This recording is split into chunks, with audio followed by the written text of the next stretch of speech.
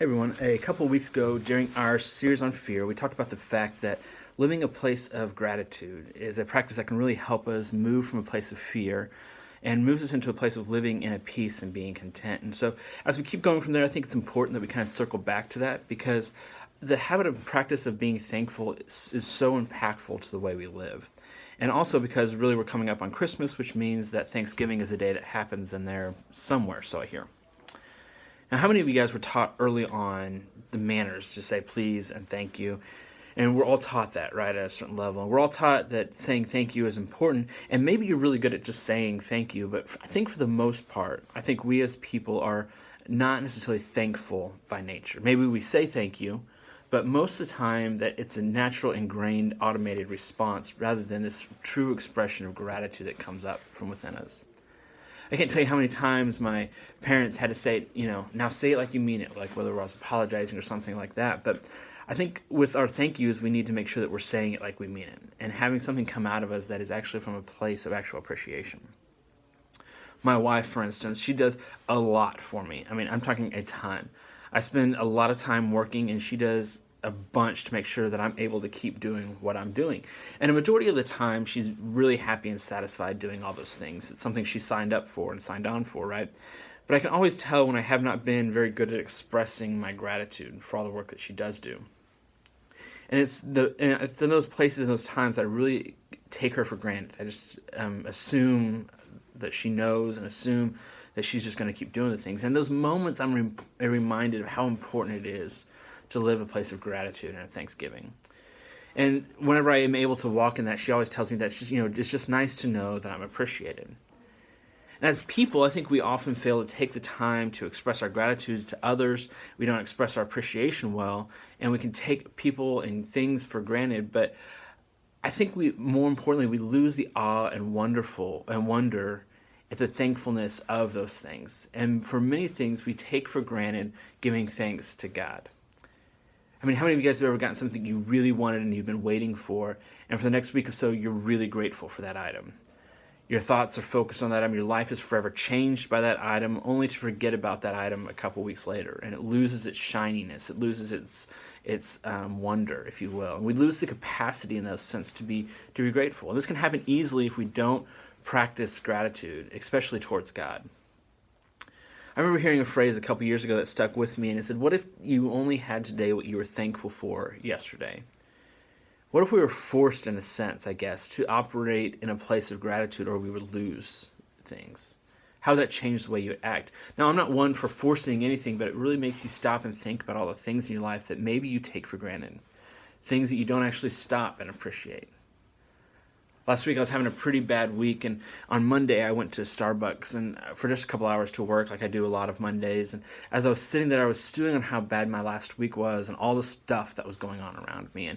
And it was only Monday, right? And all I really wanted to do was to be in bed. And on top of that, they're playing Christmas music in November before Thanksgiving. And then as I'm sitting there, something happened. A friend came in to get some coffee, and they stopped and they sat down and we talked for a couple minutes.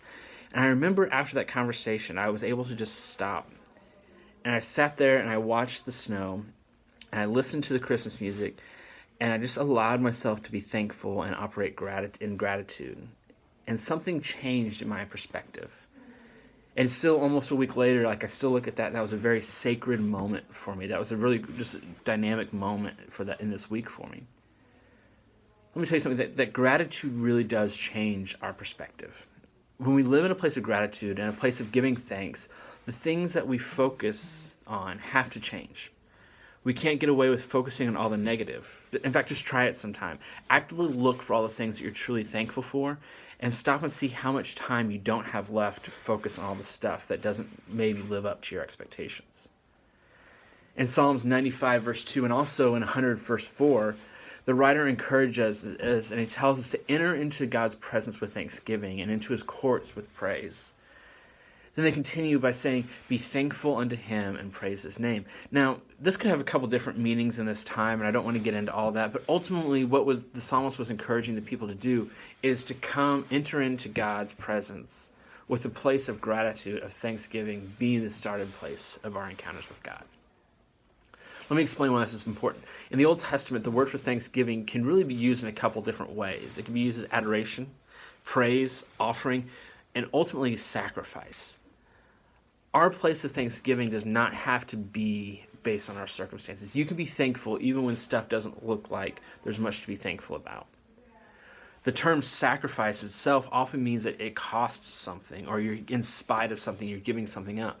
And let me tell you, the places of thanksgiving, the practice of gratitude, doesn't mean that everything looks perfect. In fact, it's usually the sacrifices in spite of things not looking perfect. And what it does mean is that our perspective changes from the negative to the place of the positive, and to the places that we do have something to give thanks for.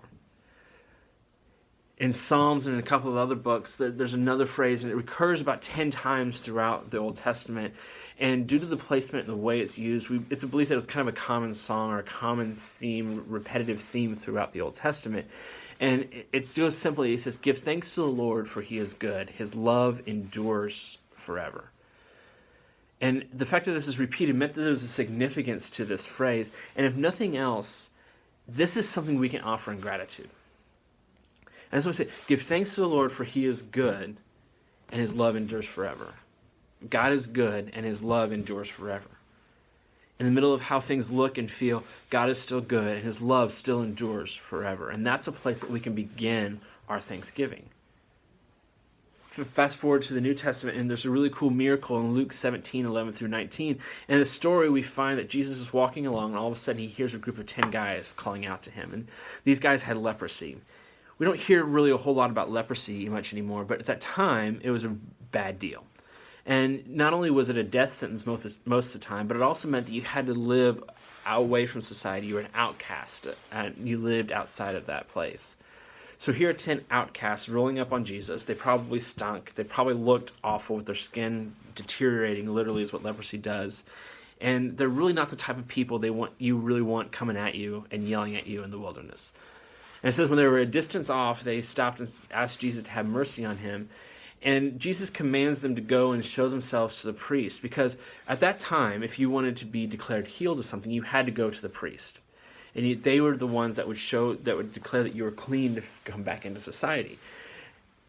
And this verse says that as they were all walking on their way, they were healed. Now, we don't know if it was 2 steps. We don't know if it was a mile. We don't know how far they walked before they were healed. But it says that they all took a step of faith, because they weren't healed when they started walking to the priest. They were healed on the way. And so they all took a step of faith with their skin rotting off, and then something happened to them, and that they were healed. Now, one of the guys, he stops in his tracks, and he comes back. Again, we don't know if it's a couple steps. We don't know if it's a couple miles.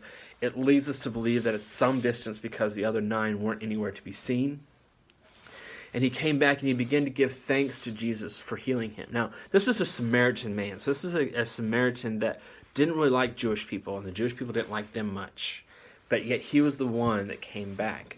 And there's this really cool allusion back to the story of the Good Samaritan, where the priest walks by, and instead of stopping, he keeps going, and then Jesus actually stops for this broken Samaritan and heals him. So it's kind of this reverse in effect of the Good Samaritan story. But something happened as he came back. As this man came back and gave thanks to Jesus, his perspective had to change. In the act of giving thanks, he went really from worried about himself and all the things that he needed to get done, about the hope and anticipation of getting back in society, of seeing his family, of getting a job again. All the stuff went to the wayside for that moment, and he just began to focus on thanking Jesus. His perspective went from the stuff, and it went to Jesus. And instead of all this other things happening, Jesus became that priority, and he began to see that the Lord was good and that his love really does endure forever. Something else happens here that happens a couple times in the New Testament, and it's easy to miss if we're not careful.